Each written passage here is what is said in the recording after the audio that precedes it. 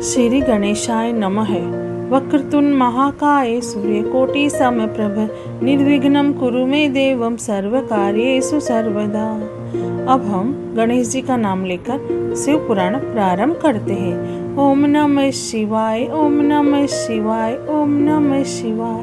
भोले बाबा को, शंकर भगवान को कोटि कोटि प्रणाम। शिव पुराण में श्री रुद्र संहिता के तृतीय खंड में 21वां अध्याय प्रारंभ करते हैं। पार्वती की तपस्या। ब्रह्मा जी बोले, हे देवर्षि नारद, जब तुम पंचाक्षर मंत्र का उपदेश देकर उनके घर से चले आए तो देवी पार्वती मन ही मन बहुत प्रसन्न हुई, क्योंकि उन्हें महादेव जी को पति रूप में प्राप्त करने का साधन मिल गया था। वे जान गई थी कि त्रिलोकीनाथ भगवान शिव को सिर्फ उनकी तपस्या करके ही जीता जा सकता है। तब मन ही मन तपस्या करने का निश्चय करके पार्वती अपने पिता हिमराज और माता मैना से बोली कि मैं शिव जी की तपस्या करना चाहती हूँ। तप के द्वारा ही मेरे शरीर, स्वरूप, जन्म एवं वंश आदि की कृतज्ञता होगी। इसलिए आप मुझे तप करने की आज्ञा प्रदान करें। उनकी तप करने की बात सुनकर पिता हिमालय ने सहर्ष आज्ञा प्रदान कर दी, परंतु माता मैना ने उन्हें घर से दूर वनों में जाकर तपस्या करने से रोका। पार्वती को रोकते हुए मैना के मुंह से उमा शब्द निकले, तभी से उनका नाम उमा हो गया। पार्वती के हट के सामने मैना कुछ न कर सकी। तब खुशी से उन्होंने पार्वती को तपस्या करने की आज्ञा प्रदान कर दी। तत्पश्चात माता पिता की आज्ञा पाकर देवी पार्वती खुशी से मन में शिवजी का स्मरण करते हुए अपनी सखियों को साथ लेकर तपस्या करने के लिए चली गई। रास्ते में पार्वती ने सुंदर वस्त्रों का त्याग किया तथा वल्कल और मृग चर्म को धारण किया। उत्तम वस्त्रों का त्याग करने के उपरांत देवी गंगोत्री नामक तीर्थ की ओर चल दी, जिस स्थान पर भगवान शंकर ने घोर तपस्या की थी और जहां शिवजी ने कामदेव को भस्म कर दिया था। वह स्थान गंगा अवतरण तीर्थ के नाम से प्रसिद्ध है। वहीं पर देवी पार्वती ने तप करने का निश्चय किया। गौरी के यहाँ तपस्या करने से ही यह पर्वत गौरी शिखर के नाम से प्रसिद्ध हुआ। उस स्थान पर पार्वती ने अनेक फलों के वृक्ष लगाए। तत्पश्चात पृथ्वी को शुद्ध करके वेदी बनाकर अपनी इंद्रियों को वश में करके मन को एकाग्र कर कठिन तपस्या करनी आरंभ कर दी। ऐसी तपस्या ऋषि मुनियों के लिए भी दुष्कर थी। भयंकर गर्मी के दिनों में पार्वती अपने चारों ओर अग्नि जलाकर बीच में बैठकर ओम नमः शिवाय का जाप करती थी। वर्षा ऋतु में वे किसी चट्टान पर अथवा वेदी पर बैठकर निरंतर जल धारा से भीगती हुई शांत भाव से मंत्र जपती रहती थी। सर्दियों में बिना कुछ खाए ठंडे जल में बैठकर पंचाक्षर मंत्र का जाप करती थी। कभी कभी तो वे पूरी रात बर्फ की चट्टान पर बैठकर ध्यान करती थी।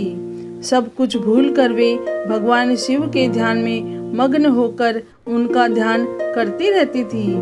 समय मिलने पर अपने द्वारा लगाए गए वृक्षों को पानी देती थी। शुद्ध हृदय वाली पार्वती आंधी तूफान, कड़ाके की सर्दी, मूसलाधार बारिश तथा तेज धूप की परवाह किए बगैर निरंतर मनोवांछित फलों के दाता भगवान शिव का ध्यान करती रहती थी।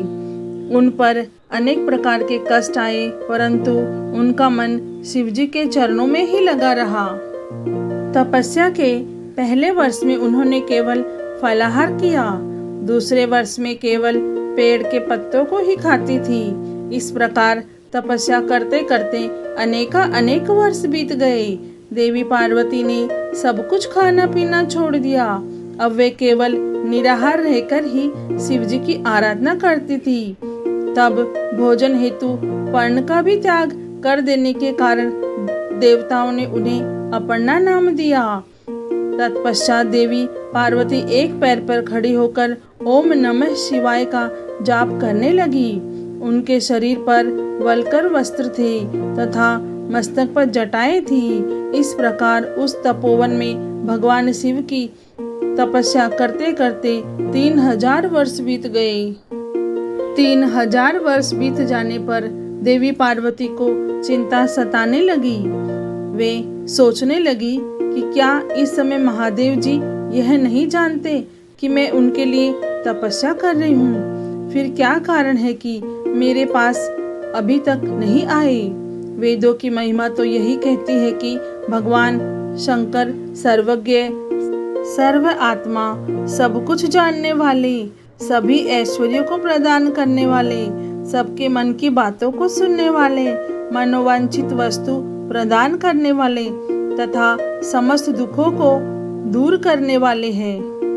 तब क्यों वे अपनी कृपा दृष्टि से मुझ दीन को कृतार्थ नहीं करते?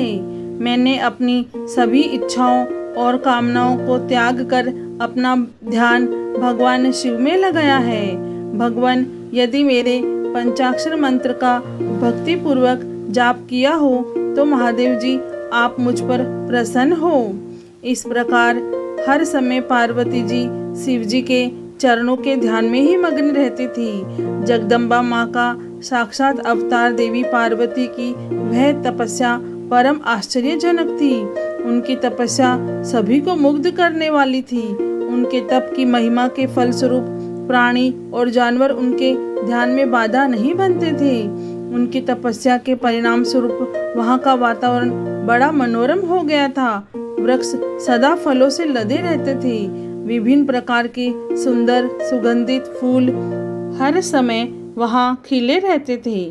वह स्थान कैलाश पर्वत की सी शोभा पा रहा था तथा पार्वती की तपस्या की सिद्धि का साकार रूप बन गया था।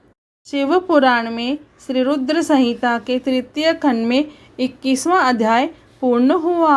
ओम नमः शिवाय, ओम नमः शिवाय, ओम नमः शिवाय। हे भोलेनाथ, हे शिव शंभु, हे माता पार्वती, आपको कोटि कोटि प्रणाम और कोटि कोटि धन्यवाद। जय भोलेनाथ।